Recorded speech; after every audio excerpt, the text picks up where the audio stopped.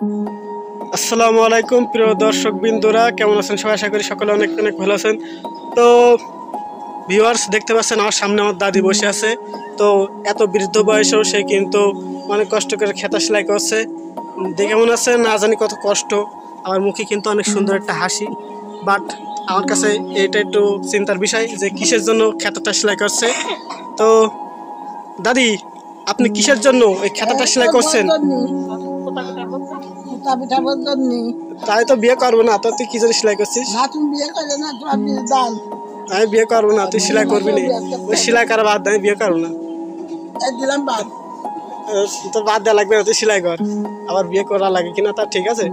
যাই হোক, তো প্রিয় দর্শক বিন্দুরা দেখতে পাচ্ছি আমরা সুন্দর করে কিন্তু সেলাই করেছে। মানে এত বৃদ্ধ হয়ে গেছে, তারপরে এত সুন্দর করে যে সেলাই করতে পারছে তা আমি আসলে ভাবতে পারছি না। এখনকার জোয়ান জোয়ান মেয়েরাও কিন্তু এত সুন্দর করে সেলাই করতে পারে না।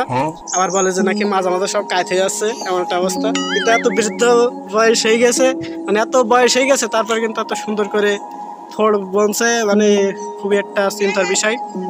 আচ্ছা, যাই হোক, এই যে আবার রাস্তার কোলে এসেছে, মানে ঘরের ভিতরে কারেন্ট মারা নেই, সেই জন্য রাস্তা এসেছে। এই গানটা কিন্তু অনেক ভালোই, মানে এই গানটাও আছে তার ভিতরে।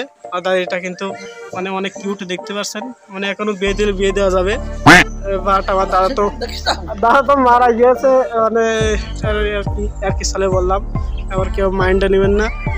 যাই হোক, এই যে একটা লাঠি আছে, এটা কিন্তু বিদেশি লাঠি, মানে কুয়েত থেকে আছে রপ্তানি করা, সেখান থেকে কিন্তু আসছে।